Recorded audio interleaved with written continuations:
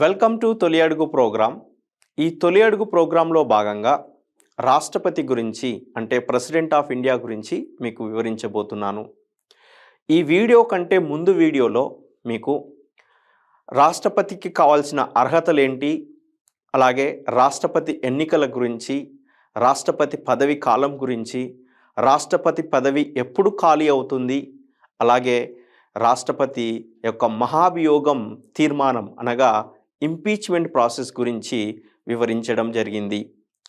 ఈ వీడియోలో మీకు రాష్ట్రపతి అధికారాల గురించి అంటే powers of the president of India గురించి మీకు వివరించడం జరుగుతుంది. సో మొట్టమొదట ప్రెసిడెంట్ ఆఫ్ ఇండియా, మనకు భారత రాజ్యాంగంలో ప్రెసిడెంట్ ఆఫ్ ఇండియా అంటే ఒక అత్యున్నత స్థానం. ఇది the first person in the state or a country. He will represent India. ఓకేనా?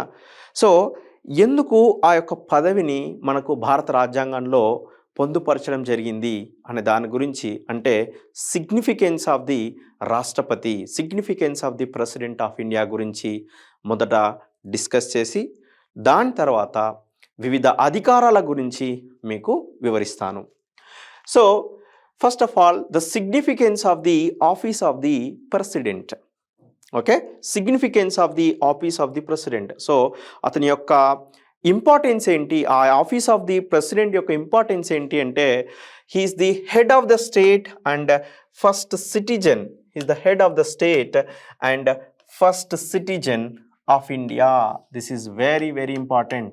సో ఇండియాలో, భారతదేశంలో ఫస్ట్ సిటిజన్ ఆఫ్ ఇండియా, ప్రథమ పౌరుడు అంటాం. ఓకే, రాష్ట్రపతిని ప్రథమ పౌరుడు అని అంటాము. ఓకే, అలాగే he will safeguard the constitution of India.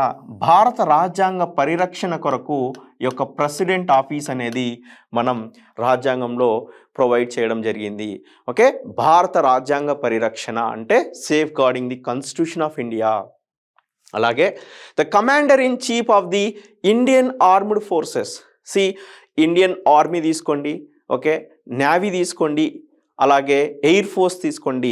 ఈ యొక్క ఆర్మ్డ్ ఫోర్సెస్కి ద ప్రెసిడెంట్, రాష్ట్రపతి కమాండర్ ఇన్ చీఫ్. ఓకే, సర్వోన్నతమైన అధికారాలు ఉంటాయి. ఓకేనా, ప్రెసిడెంట్కి సర్వోన్నతమైన అధికారాలు ఉంటాయి ఈ విషయాల్లో. ఇండియన్ ఆర్మీ కానీ, నేవీ కానీ, ఎయిర్ ఫోర్స్ కానీ తీసుకుంటే. Ensuring functioning of the smooth government. Okay, so functioning of the smooth government అంటే ఇప్పుడు లోక్సభని రద్దు చేయడం కానీ, ఓకే, గవర్నమెంట్ స్టేట్లో డిసొల్యూషన్ చేయడం కానీ, అంటే రద్దు చేయడం కానీ, విలీనం చేయడం కానీ. ఇప్పుడు ఎమ్మెల్యేస్ ఉన్నారండి, ఎమ్మెల్యేస్ క్యాబినెట్ మినిస్టర్స్ ఉన్నారు, ఎమ్మెల్యేస్ ఉన్నారు. They are not supporting the government. If they are not supporting the government, so వాళ్ళు ఏం చేస్తారంటే రాష్ట్రపతికి విన్నపించుకుంటే రాష్ట్రపతి ఆ యొక్క గవర్నమెంట్ని రద్దు చేయడం జరుగుతుంది. అలాగా ఓకే, అలాగే ఎలక్షన్ కమిషన్ అపాయింట్ చేయడం కానీ, ఓకే, కాగ్ని, కంట్రోల్ ఆర్డర్ జనరల్ని అపాయింట్ చేయడం కానీ, అలాగా గవర్నమెంట్ అఫీషియల్స్ని అపాయింట్ చేయడం, గవర్నమెంట్ అఫీషియల్స్ని డిస్మిస్ చేయడం, తీసేయడం, అలాగే స్టేట్ గవర్నమెంట్ కానీ, సెంట్రల్ గవర్నమెంట్ కానీ రద్దు చేయడం, మెజారిటీ లేకపోతే రద్దు చేయడం, మళ్ళీ ఎలక్షన్స్కి అప్లై చేసుకోమని చెప్పడం. ఇలా యొక్క smooth functioning of the government అంటే okay, functioning of the government, proper working of the government కోసం ఓకే వర్క్ చేయడం జరుగుతుంది. అలాగే he will represent India in India and outside. Representing India అంటే ఒక రాష్ట్రపతి విదేశానికి వెళ్ళినప్పుడు ఈజ్ హోన్ హీ విల్ ప్రెసిడెంట్ మనకి ఆ ఇండియా మొత్తాన్ని రిప్రజెంట్ చేసిన యొక్క వ్యక్తిగా పరిగణించడం జరుగుతుంది. ఓకేనా? So he will represent the India in abroad. Okay, దౌత్యపరమైన, బిజినెస్ పరమైన వాటి గురించి వేరే కంట్రీకి వెళ్ళినప్పుడు he is the person he will represent the India. Right. So powers of president of India. రాష్ట్రపతి యొక్క అధికారాలు ఏంటంటే ఎగ్జిక్యూటివ్ పవర్స్ అంటే కార్యనిర్వహణాధికారాలు, లెజిస్లేటివ్ పవర్స్ శాసన విధాన పరమైన అధికారాలు, అలాగే ఓకే జ్యుడిషియల్ పవర్స్ న్యాయ సంబంధిత అధికారాలు, ఓకే డిప్లొమాటిక్ పవర్స్ దౌత్య సంబంధిత అధికారాలు, మిలిటరీ పవర్సు, అలాగే నేషనల్ ఎమర్జెన్సీ సిచ్యుయేషన్లో ఎమర్జెన్సీ పవర్స్ అంటే అత్యవసర అధికారాలు, అలాగే ఫైనాన్షియల్ అధికారాలు, ఇలాగా రాష్ట్రపతికి కొన్ని ముఖ్యమైన అధికారాలు రాజ్యాంగం ద్వారా కల్పించడం జరిగింది. సో మొట్టమొదట ఎగ్జిక్యూటివ్ పవర్స్ గురించి తెలుసుకుందాం. సో ఎగ్జిక్యూటివ్ పవర్స్ అనగా ఫస్ట్ ఆఫ్ ఆల్ చాలామందికి డౌట్ వస్తుంది, ఎగ్జిక్యూటివ్ అంటే ఏంటి, ఎగ్జిక్యూటివ్ కింద ఎవరు వస్తారు అనే దాని గురించి. సో భారత రాజ్యాంగంలో 3 విభాగాలుగా విభజించడం జరిగింది. That is executive system, legislative system and judicial system. ఓకేనా. ఈ ఎగ్జిక్యూటివ్ సిస్టమ్ ఏంటంటే కార్యనిర్వాహక సంస్థ, లెజిస్లేటివ్ సిస్టమ్ ఏంటంటే శాసన విధానం సభలు, శాసనాలు శాసనాలు తయారు చేయడానికి, శాసనాలు అమలు చేయడానికి ఉన్నటువంటి సభలు. అలాగే జ్యుడిషియల్ సిస్టమ్ అంటే న్యాయపరమైన సంస్థలు. సో ఇక్కడ ఎగ్జిక్యూటివ్ సిస్టమ్ కింద ఎవరు వస్తారంటే ప్రధానమంత్రి అండ్ మంత్రిమండలి. ఓకేనా. ప్రధానమంత్రి విత్ క్యాబినెట్ మినిస్టర్స్, మంత్రిమండలి, అలాగే top IAS officers, IAS officers, UPSC, అలాగే election commission of India, CAG, attorney general, like that. So ఒక వర్క్ని, ఒక కార్యంను నిర్వర్తించగల వ్యక్తులు ఎవరైనా సరే ఇండియాలో ఒక చిన్న విఆర్ఓ దగ్గర నుంచి వీళ్ళందరూ ఎగ్జిక్యూటివ్ సిస్టమ్ దగ్గరకు వస్తారు. ఒక విలేజ్లో ఉండే విఆర్ఓ కూడా కమ్స్ అండర్ ఎగ్జిక్యూటివ్ సిస్టమ్. ఓకేనా. సో ఒక వర్క్ని ఎగ్జిక్యూట్ చేయడానికి అంటే ఈ యొక్క లెజిస్లేటర్స్ ఒక పని చెప్పినప్పుడు ఆ పనిని ఎగ్జిక్యూట్ చేయడానికి ఉండే వాళ్ళనే ఎగ్జిక్యూటివ్ అంటారు. సో భారత రాష్ట్రపతికి కొన్ని ఎగ్జిక్యూటివ్ పవర్స్ ఉన్నాయి. అవేంటంటే ద బేసిక్ ఏంటంటే he has the formal head of the executive branch. Remember, he is the head of the executive branch, formal head of the executive branch. ఏ పని చేసినా ఈయన యొక్క సంతకంతోనే ఆ పని యొక్క కార్యం అనేది, ఆ పని యొక్క కంప్లీట్ అనేది జరగడం జరుగుతుంది. ఓకేనా. The government and all actions taken by the government is carried out on his name. Remember, all actions carried out on his name only. Government ఏ పని చేసినా ఈయన పేరు మీదనే చేయడం జరుగుతుంది. అలాగే he has the power to establish rules for authenticating officials, documents, instruments and streamline of the administrative government. అంటే సింపుల్ లాంగ్వేజ్లో ఏంటంటే రాష్ట్రపతికి ఈ అధికారం ఏంటంటే ఒక గవర్నమెంట్ని స్మూత్గా రన్ చేసే అధికారం ఉంటుంది. గవర్నమెంట్ని స్మూత్గా రన్ చేసే అధికారం ఉంటుంది. ఫర్ ఎగ్జాంపుల్, క్యాబినెట్ మినిస్టర్స్కి ఒకరికి పడట్లేదు. సో ఆయన క్యాబినెట్ మినిస్టర్స్ మీటింగ్ ఏర్పాటు చేసి వాళ్ళకి ఇష్టం లేకుంటే డిస్సొల్యూట్ చేసే అధికారం ఉంటుంది. ఎందుకంటే గవర్నమెంట్ స్మూత్గా రన్ కావాలి. That is his power. ఓకేనా. Right. So related to this article 77 ప్రకారం గవర్నమెంట్ స్మూత్ ఫంక్షనింగ్ ఈయన చేతిలో ఉంటుంది. అలాగే he has the authority to appoint prime minister and other cabinet ministers. గుర్తుపెట్టుకోండి, ఎలక్షన్స్ కంప్లీట్ అయిన తర్వాత ఒక ప్రధానమంత్రిని నియమించడం ఈయన చేతుల మీదనే జరుగుతుంది. ప్రధానమంత్రి నియమించిన తర్వాత ప్రధానమంత్రి సలహా మేరకు క్యాబినెట్ మినిస్టర్స్ని కూడా ఈయన నియమించడం జరుగుతుంది. ఓకేనా. ప్రధానమంత్రిని, క్యాబినెట్ మినిస్టర్స్ని కూడా రాష్ట్రపతియే నియమించడం జరుగుతుంది. అలాగే వాటితో పాటు key officials like attorney general ఎవరంటే భారతదేశానికి లైక్ గవర్నమెంట్కి, నాట్ భారతదేశానికి, భారతదేశంలో ఉన్న గవర్నమెంట్కి న్యాయాధికారి ఎవరంటే అటార్నీ జనరల్. ఓకేనా. అటార్నీ జనరల్ ఒక గవర్నమెంట్ని ఒక ఇష్యూ, లెటస్ సే గవర్నమెంట్కి ఒక ప్రైవేట్ పర్సన్కి ఇష్యూ నడుస్తుంది. ఓకేనా. కోర్టులో ఇష్యూ నడుస్తుంది. సో గవర్నమెంట్ తరపున ఈ యొక్క అటార్నీ జనరల్ అనే వ్యక్తి వాదించడం జరుగుతుంది.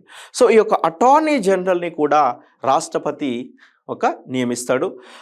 ఆ అటార్నీ జనరల్కి కావాల్సిన జీత భత్యాలను కూడా రాష్ట్రపతి నియమిస్తాడు. ఓకే, రాష్ట్రపతి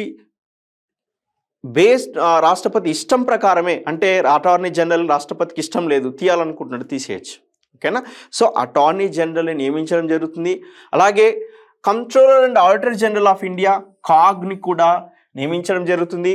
స్టేట్ గవర్నర్స్ని, వివిధ రాష్ట్రాల గవర్నర్స్ని కూడా ఈ యొక్క రాష్ట్రపతి నియమించడం జరుగుతుంది. అలాగే యూపీఎస్సీ చైర్మన్స్ని, సభ్యులను, అలాగే ఎలక్షన్ కమిషన్ ఆఫ్ ఇండియా చైర్మన్ని, సభ్యులను కూడా ఈ యొక్క రాష్ట్రపతి నియమించడం జరుగుతుంది. అలాగే ఎవ్రీ 5 yearsకి ఒక ఫైనాన్షియల్ కమిషన్ అనేది ఏర్పాటు చేయడం జరుగుతుంది. ఈ యొక్క ఫైనాన్షియల్ కమిషన్ కూడా చైర్మన్ని, సభ్యులను రాష్ట్రపతి నియమించడం జరుగుతుంది. ఓకేనా. అలాగే he can also request the information from the prime ministers and other minister. Okay, a particular issue or concept, let us say recentగా ఓకే కెనడాకి ఇండియాకి ఓకే లైట్ కోల్డ్ వార్ జరుగుతుంది because of the Nijjar murder, right. So రాష్ట్రపతి prime మినిస్టర్ని, okay cabinet మినిస్టర్ని, let's say జయశంకర్ని పిలిచి ఏం జరుగుతుంది కెనడాలో మన గురించి ఏంటి విషయం అనే ఒక ఇన్ఫర్మేషన్ అడిగే అధికారం కూడా రాష్ట్రపతికి ఉంటుంది.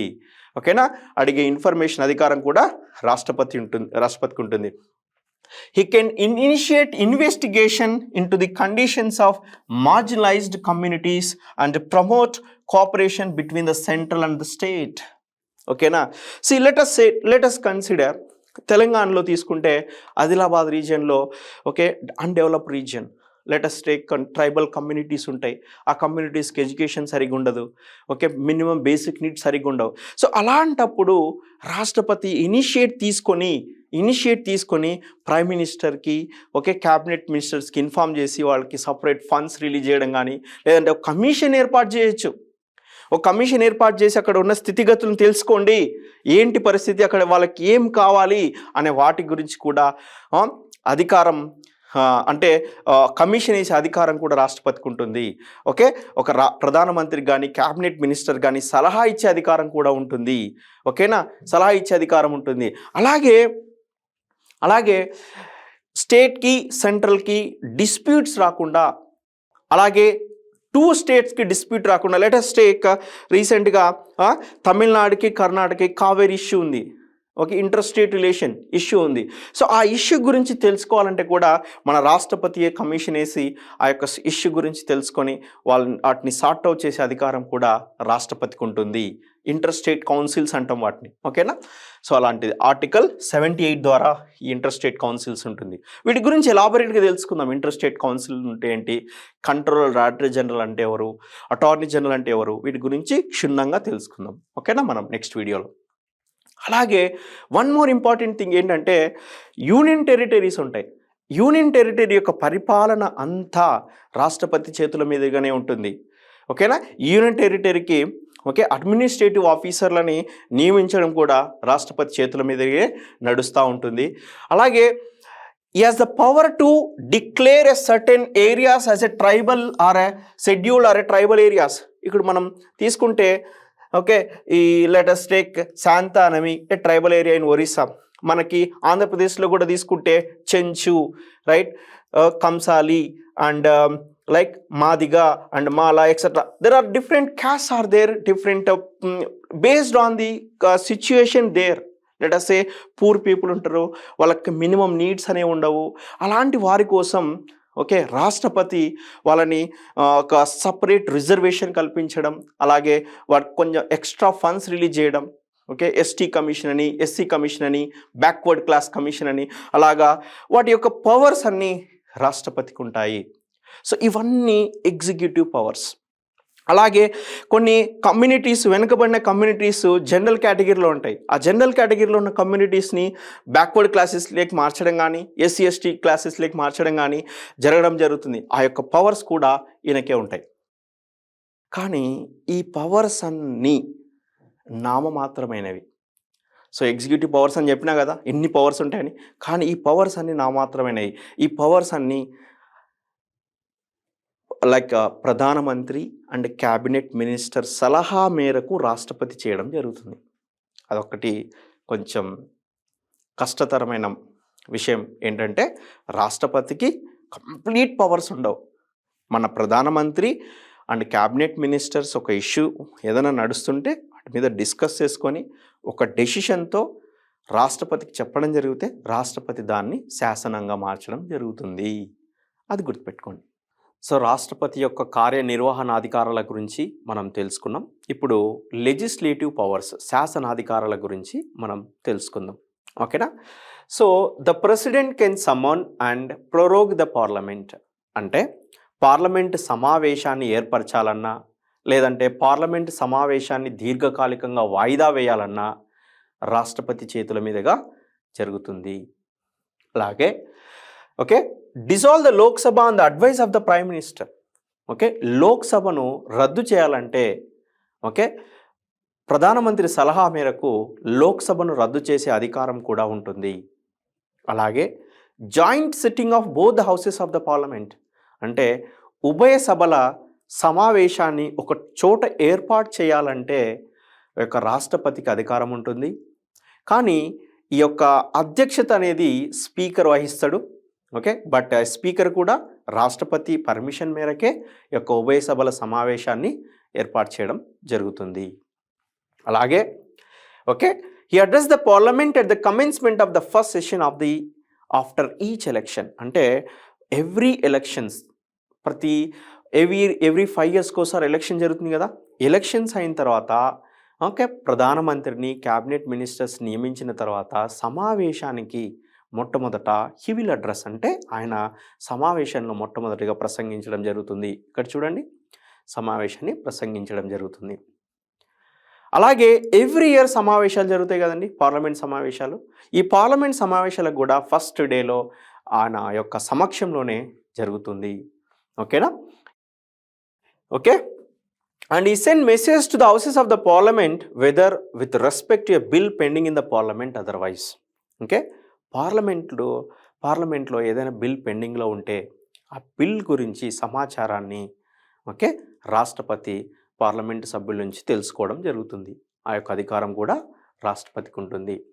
Okay, he appoints any member of the Lok Sabha preside over its proceedings when the office of the preside over its proceedings, okay, when the office of both the speaker and the deputy speaker fall vacant. అంటే so speaker and deputy speaker ఎస్పెషల్గా లోక్సభకు కానీ రాజ్యసభకు కానీ అధ్యక్షత వహించేది. Let's say లోక్సభకు తీసుకుంటే speaker ఉంటాడు. ఒకవేళ స్పీకర్ పదవి కాలం అయిపోయింది అనుకోండి, స్పీకర్ పోస్ట్ వేకెన్సీ ఉందనుకోండి. సో స్పీకర్ పోస్ట్ వేకెన్సీ ఉన్నప్పుడు ఆ యొక్క అధ్యక్ష సమావేశాలన్నీ డిప్యూటీ స్పీకర్ చేతుల మీదుగా జరుగుతాయి. ఒకవేళ డిప్యూటీ స్పీకర్ పోస్ట్ కూడా వేకెంట్ ఉందనుకోండి, అప్పుడు రాష్ట్రపతి తను యొక్క నచ్చిన వ్యక్తిని యొక్క స్పీకర్గా టెంపరీగా స్పీకర్గా బాధ్యతలు ఇవ్వడం జరుగుతుంది. అలాగే he nominates 12 members of the Rajya Sabha. అంటే ఈ యొక్క సాహిత్యంలో కానీ శాస్త్ర పరిజ్ఞానంలో కానీ ఓకే ప్రజలకు సాయం చేసే గుణం ఉన్నటువంటి వాళ్ళను ఒక 12 మందిని రాజ్యసభ మెంబర్స్గా ఎంపీస్గా సెలెక్ట్ చేయడం ఈయన చేతుల మీదుగానే జరుగుతుంది. అలాగే ఇద్దరిని ఆంగ్లో ఇండియన్స్ని లోక్సభ సభ్యులుగా కూడా చేయడం జరుగుతుంది. గుర్తుపెట్టుకోండి, 12 మెంబర్స్ని ఓకే సాహిత్యంలో కానీ శాస్త్ర పరిజ్ఞానంలో కానీ సాంకేతిక పరిజ్ఞానంలో కానీ అలాగే ఒక హెల్పింగ్ నేచర్ ఉన్నటువంటి వ్యక్తులను 12 మందిని రాజ్యసభ మెంబర్స్గా ఆయన నియమించడం జరుగుతుంది. అలాగే ఇద్దరిని ఆంగ్లో ఇండియన్స్ని లోక్సభ మెంబర్స్గా పరిగణించడం యొక్క సీట్ ఇవ్వడం జరుగుతుంది. అలాగే ఈ decides on the questions of disqualification of the members of the Lok Sabha. MPs ఉంటారు కదా, ఎలక్షన్స్ తర్వాత మేబీ కొంతమంది ఎంపీస్కి అర్హత ఉండదు, ఎంపీ అయ్యే అర్హత ఉండదు, మేబీ డిస్క్వాలిఫై అయింటారు వాళ్ళు. సో ఆ యొక్క అనర్హత యొక్క స్వభావాన్ని, ఆ ఎంపీ యొక్క అనర్హత స్వభావాన్ని ఎలక్షన్ కమిషన్తో డిస్కస్ చేసి ఈ యొక్క పర్టికులర్ ఎంపీ ఎలిజిబులా కాదా అనేది ఎలక్షన్ కమిషన్తో డిస్కస్ చేసి ఆ ఎంపీని ఓకే డిస్మిస్ చేయడం జరుగుతుంది, ఆ యొక్క పోస్ట్ నుంచి ఖాళీ చేయడం జరుగుతుంది. అలాంటి అధికారం కూడా మన రాష్ట్రపతికి ఉంటుంది. అలాగే his prior recommendations or permission is needed to introduce certain bills like money bills in the parliament. Okay, money బిల్లును పార్లమెంట్లో మనీ బిల్లును పార్లమెంట్లో ప్రవేశపెట్టాలంటే రాష్ట్రపతి యొక్క ఆమోదం, అంటే రాష్ట్రపతి యొక్క పర్మిషన్ కంపల్సరీగా ఉండాలి. రాష్ట్రపతికి చెప్పకుండా మనీ బిల్లును ప్రవేశపెట్టే అధికారం ఉండదు. And he can promulgate ordinances when the parliament is not in session. అంటే రాష్ట్రపతికి ఆర్డినెన్స్ చేసే అధికారం ఉంటుంది. ఫర్ ఎగ్జాంపుల్, పార్లమెంట్ సమావేశాలు లేవు, విపత్కర పరిస్థితి వచ్చింది, కొన్ని ఆర్డినెన్స్ జారీ చేయాలా, అప్పుడు రాష్ట్రపతికి ఆ పవర్స్ ఉంటాయి, ఆర్డినెన్స్ జారీ చేసే అధికారాలు ఉంటాయి. కానీ ఈ ఆర్డినెన్స్ అనేవి వితిన్ 6 వీక్స్లో గాన బోత్ సభలో నుంచి ఆమోదం పొందితే అవి శాసనాలుగా మారుతాయి. ఓకే, ఒకవేళ 6 వీక్స్ లోపల రాజ్యసభ నుంచి లోక్సభ నుంచి ఆమోదం పొందలేదనుకోండి, అవి నిల్ అయిపోతాయి, అంటే అవి వాయిడ్ అయిపోతాయి. సో రాష్ట్రపతికి పార్లమెంటరీ సమావేశాలు లేనప్పుడు కూడా దేశ విపత్కర పరిస్థితుల్లో ఆర్డినెన్స్ రిలీజ్ చేసే అధికారం ఉంటుంది. కానీ ఆర్డినెన్స్ అపరిమితమైనవి కాదు, ఓన్లీ పరిమితమైనవి 6 వీక్స్ వరకే ఎలిజిబుల్ ఉంటాయి. 6 వీక్స్ తర్వాత ఒకవేళ బిల్ శాసనం కావాలంటే ఆ యొక్క ఆర్డినెన్స్ బిల్లుని బోధ సభలో ఆమోదం పొందాలి. సో ఇలాంటి శాసనాధికారాలు రాష్ట్రపతికి కల్పించడం జరిగింది. సో జ్యుడిషియల్ పవర్స్ అంటే న్యాయాధికారాలు, రాష్ట్రపతికి ఎలాంటి న్యాయాధికారాలు ఉన్నాయో మనం తెలుసుకుందాం. సో దేశంలో అత్యున్నత న్యాయస్థానం వచ్చేసి సుప్రీంకోర్టు, రాష్ట్రంలో అత్యున్నత న్యాయస్థానం వచ్చేసి హైకోర్టు. సో ఈ యొక్క సుప్రీంకోర్టు, హైకోర్టు ప్రధాన న్యాయమూర్తులను అలాగే ఇతర న్యాయమూర్తులను ఈ యొక్క రాష్ట్రపతి నియమించడం జరుగుతుంది. అలాగే న్యాయ సలహా ఏదన్నా లెటర్సే ఒక బిల్లు పార్లమెంట్లో ప్రవేశపెట్టినారు, రాజ్యాంగాన్ని చేంజ్ చేద్దామని ఒక బిల్లు పార్లమెంట్, లెటర్సే సింపుల్ ఎగ్జాంపుల్ చెప్తున్నా. ఓకే, ఒక వర్డ్ ఇందిరాగాంధీ హయాంలో సోషలిస్ట్ అనే వర్డ్ ఇంట్రడ్యూస్ చేయడం జరిగింది రాజ్యాంగంలో. సో ఈ యొక్క సోషలిస్ట్ వర్డ్ ఇంట్రడ్యూస్ చేయాలంటే ఫస్ట్ రెండు సభల్లో నుంచి ఆమోదం పొందాలి స్పెషల్ మెజారిటీతో. సో ఆమోదం పొందిన తర్వాత ఆ బిల్ అనేది రాష్ట్రపతి దగ్గరికి వెళ్తుంది. సో రాష్ట్రపతి ఏదైనా డౌట్ వచ్చిందంటే ఆ బిల్లులో, సో సుప్రీంకోర్టు సలహా కోరుతాడు. అంటే ఈ యొక్క బిల్ ఇది కరెక్టేనా కాదా, మీకు జ్యుడిషియల్ సిస్టమ్ గురించి ఐడియా ఉంది కదా, ఇది కరెక్టేనా కాదా అని. సో సుప్రీంకోర్టు రాష్ట్రపతికి కొన్ని సలహాలు ఇవ్వడం జరుగుతుంది. కానీ ఆ సలహాలు అనేవి ఖచ్చితంగా రాష్ట్రపతి ఫాలో అవ్వాలని రూల్ లేదు. గుర్తుపెట్టుకోండి, chief justice of India, of supreme court, హైకోర్టులో కూడా సో ఇతర జడ్జీలను కూడా రాష్ట్రపతి చేతుల మీదనే నియమించడం జరుగుతుంది. అలాగే రాష్ట్రపతి ఏదైనా న్యాయ సలహా కోసం సుప్రీంకోర్టును అప్రోచ్ అవ్వచ్చు, కానీ సుప్రీంకోర్టు ఇచ్చిన సలహాని ఖచ్చితంగా పాటించాల్సిన అవసరం రాష్ట్రపతికి లేదు. ఓకే, సో ఈ విషయం మనకు ఆర్టికల్ 143 ద్వారా తెలియజేయడం జరుగుతుంది. ఓకే, అలాగే మీకు తెలుసు రీసెంట్గా లైక్ ప్రెసిడెంట్ క్షమాభిక్ష అనేది, ఎవరన్నా ఏదైనా కేసులో మరణశిక్ష కానీ యావజీవ కారాగార శిక్ష కానీ పడింది అనుకోండి, సో ప్రెసిడెంట్ దగ్గర నుంచి క్షమాభిక్ష కేసుతో రిలీజ్ అవ్వడం, ఆ మరణ శిక్షను తగ్గించడం, లేదంటే దీర్ఘకాలిక శిక్షను కుదించడం, ఇవన్నీ జరుగుతూ ఉంటాయి. అవన్నీ కూడా రాష్ట్రపతి చేతుల మీదనే జరుగుతాయి. ఓకేనా. సో అండర్ ఆర్టికల్ 72 ప్రకారం అండర్ ఆర్టికల్ 72 ప్రకారం రాష్ట్రపతికి మరణశిక్షను తగ్గించే అధికారం, క్షమాభిక్ష చేసే అధికారం, pardons, we call it as pardons, reprieves and commutations to the individuals of convicted offences. Either he can suspend or reduce the sentences, అంటే ఆ యొక్క సెంటెన్స్ని కంప్లీట్గా తీసేయచ్చు, సస్పెండ్ చేయొచ్చు. లేదంటేనా లెట్ us say యావజీవ కారాగార శిక్ష 14 years ఉంది, 14 yearsని 6 years తీసుకురావచ్చు. అన్నీ ఈయన పర్మిషన్తోనే సాధ్యమవుతుంది. సో ఇవి రాష్ట్రపతి యొక్క న్యాయాధికారాలు.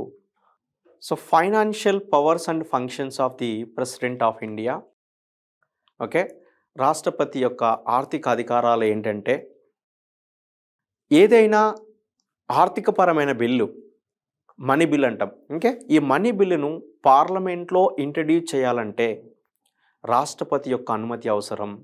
ఓకేనా, ఏదైనా మనీ బిల్లును పార్లమెంట్లో ప్రవేశపెట్టాలంటే prior recommendation of the president is necessary. Okay, he caused to be laid down before the parliament the annual financial statement. మీకు తెలుసమ్మా, every year budget, union budget release చేస్తారు, తెలుసు కదా. సో ఈ యొక్క యూనియన్ బడ్జెట్ పార్లమెంట్లో ప్రవేశపెట్టాలంటే ఈ యొక్క రాష్ట్రపతి మెయిన్గా కారణభూతుడు కెన్సే. ఈయన చెప్పాలి ఈ యొక్క ఫైనాన్స్ మినిస్టర్కి, యూనియన్ బడ్జెట్ తయారు చేయండి, ఈ ప్లేస్ ఈ టైంలో మీరు పార్లమెంట్ సమావేశాల్లో ప్రవేశపెట్టాలని చెప్పడం జరుగుతుంది. సో యూనియన్ బడ్జెట్ విషయంలో యాన్యువల్ ఫైనాన్షియల్ స్టేట్మెంట్ అంటాం. యూనియన్ బడ్జెట్ని యాన్యువల్ ఫైనాన్షియల్ స్టేట్మెంట్ అంటాం. ఈ యొక్క annual financial statement under the article 110 ద్వారా రాష్ట్రపతి with the help of finance minister he will introduce in the parliament. Okay, and also no demand for grants can be made without any recommendation. So grants ki ఏమన్నా money అవసరం అవుతుంది, ఏదైనా grants ఇవ్వాలనుకుంటున్నాడు, powers ఇవ్వాలనుకున్నారు వేరే వాళ్ళకి, without recommendation of the president he can't, the prime minister can't do that. Okay, he can make advances out of the contingency fund of India to meet the unforeseen situations, expenditure. Let us say వరదలు వచ్చినాయి, let us say coastal ఏరియాలో lot of disturbance వచ్చింది, వరదలు వచ్చినాయి, తుఫాన్లు వచ్చినాయి, lot of assets, public assets are lost. So అలాంటప్పుడు ఏం చేస్తారంటే రాష్ట్రపతి ఈ కంటింజెన్సీ ఫండ్ ఆఫ్ ఇండియా నుంచి కొంత అమౌంట్ను గ్రాంట్స్ చేయడం జరుగుతుంది, ఇవ్వడం జరుగుతుంది. కంటింజెన్సీ ఫండ్ ఆఫ్ ఇండియా నుంచి కంటింజెన్సీ ఫండ్ ఆఫ్ ఇండియా నుంచి ఎనీ అన్ఫోర్సీన్ సిచ్యుయేషన్, విపత్కర పరిస్థితుల్లో కొంత అమౌంట్ను ఆ యొక్క రీజియన్కి ఇవ్వడం జరుగుతుంది. That we call it as contingency fund of India under article 267. Article 267. And ఇంకోటి ఏంటంటే ఎవ్రీ 5 yearsకి ఒకసారి ఫైనాన్షియల్ కమిషన్ ఏర్పాటు చేయడం జరుగుతుంది. ఈ ఫైనాన్షియల్ కమిషన్ ఏంటంటే సెంటర్కి, స్టేట్కి ఎంత ఫండ్స్ రిలీజ్ చేయాలి, రెవెన్యూ ఎంత రిలీజ్ చేయాలి, సెంటర్ నుంచి ఈచ్ స్టేట్కి ఎలా రిలీజ్ చేయాలి, ఏ ఫ్యాక్టర్స్ కన్సిడర్ చేయాలనే దానికోసం ఈ ఫైనాన్స్ కమిషన్ అనేది వర్క్ చేస్తుంది.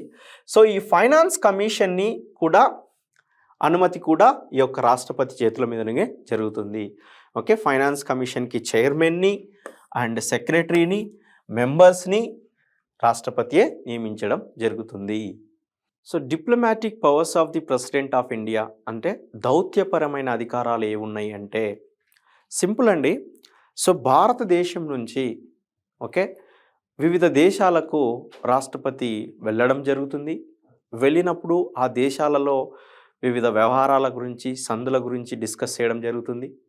సో ఈ డిస్కస్ చేసిన తర్వాత ఆ యొక్క అగ్రిమెంట్ చేసుకోవడం కానీ మాట్లాడుకోవడం జరుగుతుంది. ఆ మాట్లాడుకున్న తర్వాత ఈ యొక్క డిస్కషన్ని పార్లమెంట్లో పెట్టిన తర్వాత పార్లమెంట్ కానీ ఆ డిస్కషన్కి బిల్లు ఆమోదం పొందినట్లయితే ఆ యొక్క దేశంతో మన సాన్నిహిత్యాన్ని పెంచుకోవచ్చు. అలాగే భారతదేశం తరపున ప్రపంచ వివిధ దేశాలకు అంబాసిడర్స్ని, దౌత్యవేత్తలను పంపించడం జరుగుతుంది, హై కమిషనర్స్ని పంపించడం జరుగుతుంది. సో ఈ యొక్క దౌత్యవేత్తలను, హై కమిషనర్స్ని కూడా ఈ యొక్క రాష్ట్రపతి చేతుల మీదనే నియమించడం జరుగుతుంది. ఓకేనా.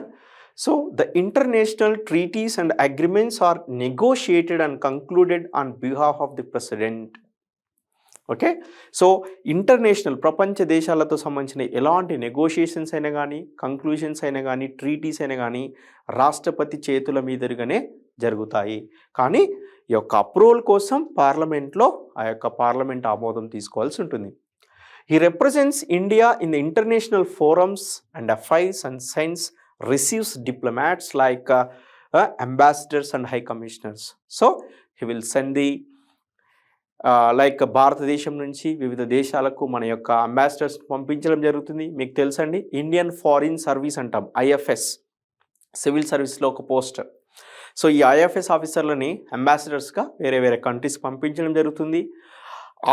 ఆ కంట్రీస్ నుంచి కూడా భారతదేశంలో వాళ్ళ యొక్క సంస్థానాలను హై కమిషనరేట్లను ఏర్పరచుకోవడానికి కూడా మన రాష్ట్రపతి అధికారం ఉంటుంది. రీసెంట్గా Canada and India cold war regarding the Khalistan movement, okay, the Canada వాళ్ళు ఏం చేశారంటే భారత రాయబారిని పంపించడం జరిగింది. ఇమ్మీడియట్గా మనం కూడా కెనడా రాయబారిని మన దేశం నుంచి పంపించడం జరిగింది. సో ఇలా పంపివ్వాలంటే రాష్ట్రపతి ఆమోదం కంపల్సరీగా ఉండాలి. సో పార్లమెంట్ దాన్ని ఆమోదించిన తర్వాత పక్కా రాష్ట్రపతి దగ్గరికి వెళ్తుంది. రాష్ట్రపతి చేతుల మీదుగానే అతన్ని పంపించడం జరుగుతుంది. సో ఇలాంటి దౌత్యపరమైన అధికారాలు మన రాష్ట్రపతికి కలిగి ఉంటాయి. అలాగే మిలిటరీ ఫంక్షన్స్ మీకు తెలుసు కదండి.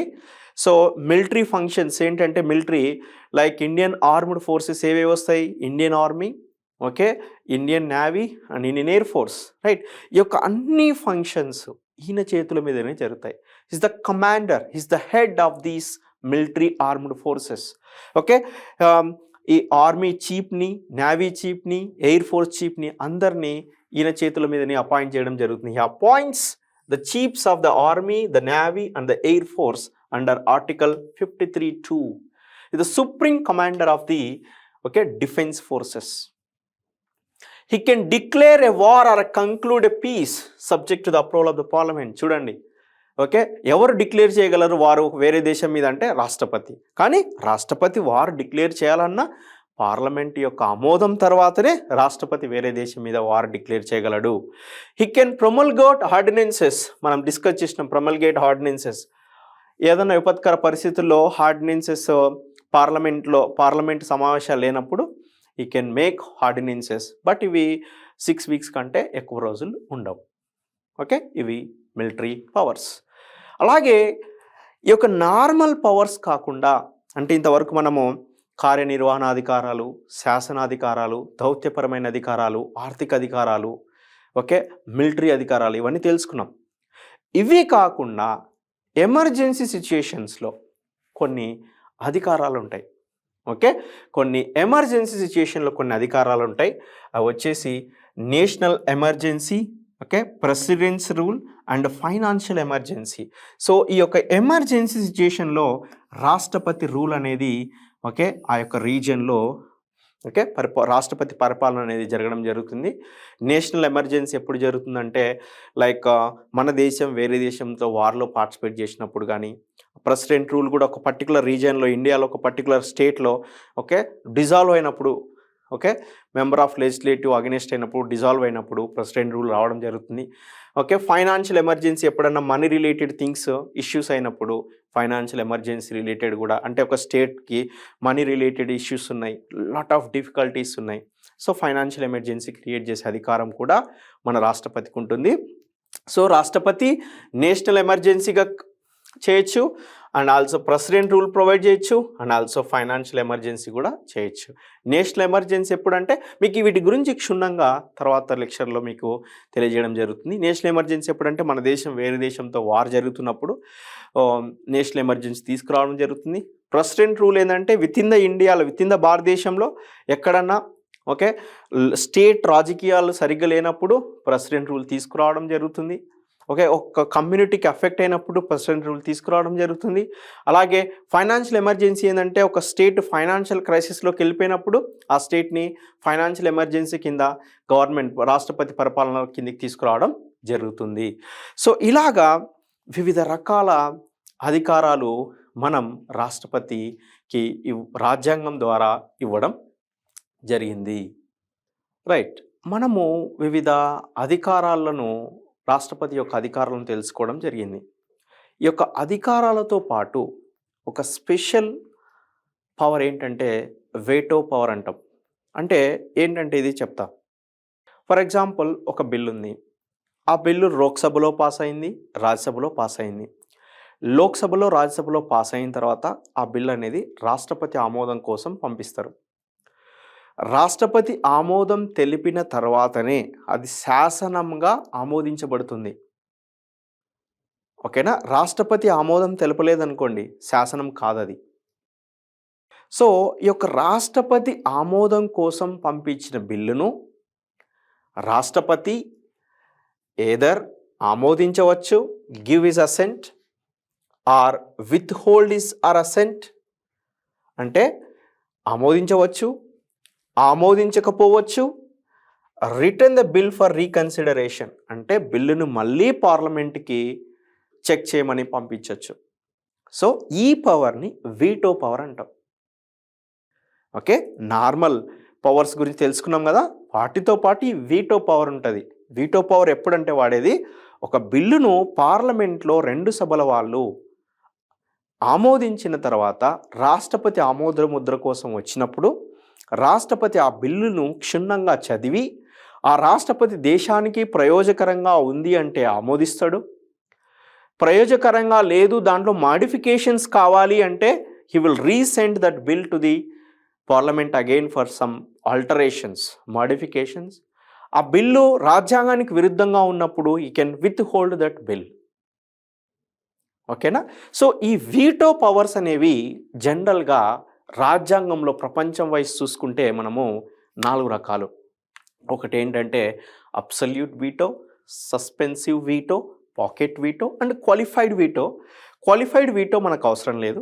భారత రాజ్యాంగంలో మనకు 3 రకాల వీటో పవర్స్ని రాష్ట్రపతికి ఇవ్వడం జరిగింది. ఒకటి వచ్చేసి అబ్సల్యూట్ వీటో. అబ్సల్యూట్ వీటో అంటే withholding of assent to the bill passed by the legislator. అంటే శాసనసభల చేత శాసనసభలో ఆమోదించిన బిల్లును హోల్డ్ చేసి పెట్టడం అబ్సల్యూట్ వీటో. అంటే దానికి ఆమోదం తెలపకపోవడం. Then suspensive veto. Suspensive veto అంటే which will be overridden by the legislator with an ordinary majority. ఒకవేళ ఆ బిల్ రాజ్యసభలో లోక్సభలో ఆమోదం పొందింది, రిటర్న్ కోసం పంపించినాం, రిటర్న్ మాడిఫికేషన్ కోసం ఆ బిల్లును రాష్ట్రపతి పంపించాడు అనుకోండి, మాడిఫై అయిన తర్వాత సమ్ మాడిఫికేషన్ చేసినా చేయకున్నా రెండోసారి బిల్లుని రాష్ట్రపతి దగ్గరికి పంపిస్తే రాష్ట్రపతి కంపల్సరీగా వాటిని ఆమోదించాల్సి వస్తుంది. That we call it as suspensive veto, right. And next వచ్చేసి pocket veto.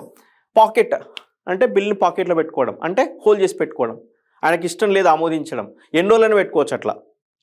Okay, taking action on the bill passed by the legislator. Taking no action on the bill passed by the legislator. Okay, absolute veto, suspensive veto and packet veto. 3 vetoes powers the president has. Okay na? So this we call it as veto power. So రాష్ట్రపతి యొక్క వివిధ అధికారాలు మనం తెలుసుకున్నాం. Okay, so now కొన్ని questions, model questions for your exam. See here, which of the following are not necessarily the consequences of the proclamation of the president rule in the state? గుర్తుపెట్టుకోండి, not necessarily. ఈ points మర్చిపోతుంటారు అప్పుడప్పుడు. Not necessarily the consequences of the proclamation of the president rule in the state. So president rule ఎప్పుడు వస్తుంది స్టేట్లో and ఏవి reason కాదనే దాని గురించి మనకి ఇక్కడ. See here, dissolution of the state legislative assembly. Okay, state legislative assembly రద్దయినప్పుడు పార్లమెంట్ రూల్ వస్తుంది, కరెక్ట్ అది. సో కాబట్టి నాట్ ఉంది కాబట్టి ఆప్షన్ దిస్ క్వశ్చన్ కరెక్ట్ కాదు. Removal of the council of ministers in the state, ఇది రైట్. ఒక స్టేట్లో కౌన్సిల్ ఆఫ్ మినిస్టర్స్ని, క్యాబినెట్ మినిస్టర్స్ని చేంజ్ చేయడం జరుగుతుంది, రిమూవ్ చేయడం జరుగుతుంది. అలాగని చెప్పేసి రాష్ట్రపతి రూల్ రాదు కాబట్టి ఇది one option. Next, dissolution of local bodies. Dissolution of local bodies అంటే మున్సిపాలిటీసు, గ్రామ పంచాయతీసు ఇలాంటివి. సో డిసొల్యూట్ చేయడం వల్ల గ్రామ పంచాయతీలు, లోకల్ బాడీస్, మున్సిపాలిటీస్, నగరపాలక సంస్థలు డిసొల్యూట్ చేయడం వల్ల ప్రెసిడెంట్ రూల్ రాదు. కాబట్టి so 2 and 3 are the correct options for this question. 2 and 3 are the correct options for this question. Now, the President of India has the power of pardoning under Kshama Bhiksha. Power of pardoning under Article 72. Under Article 72. Next, who is the Supreme Commander of Indian Armed Forces? Supreme Commander of Indian Armed Forces, that is the President, Rashtrapati only. Okay na? Consider the following statements. The president shall make rules for more convenient transaction of the business of the government of India and for allocation among ministers of the said business. Yes, correct.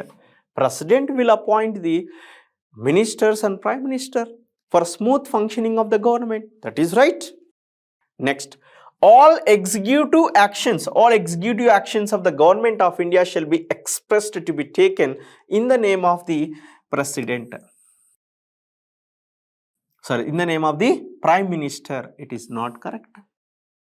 In the name of the president, all executive actions taken in the name of the president. So the statement 2 is wrong, statement 1 only right. So which of the statements given above is are correct annadu kada? So statement 1 is right. Consider the following statements. Council of Ministers in the center shall be collectively responsible to the Parliament. Is it right? Only Council of Ministers? Is it right only Council of Ministers are responsible? No, not only Council of Ministers, Prime Minister also there, President also there. All these are responsible for the Parliament, responsible to the Parliament. Speaker also there, Deputy Speaker also there, Lok Sabha, Raj Sabha. So that it's not correct. Next, the Union Minister shall hold the office during the pleasure of the President of India. Exactly right. Union Ministers unnaru kadandi, Cabinet Ministers. Union Ministers President of India pleasure toti, ante President of India ne appoint chestadu with the help of Prime Minister. Pradhana Mantri salaha meraku Union Ministers ni Presidents appoint chestadu. Right? So this is right.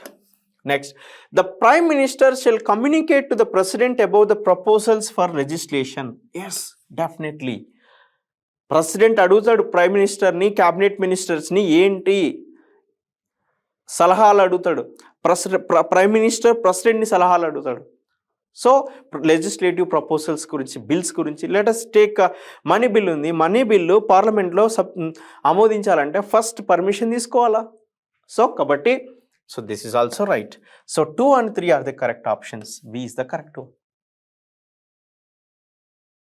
Right? So these are the some of the questions related to the powers of the Parliament.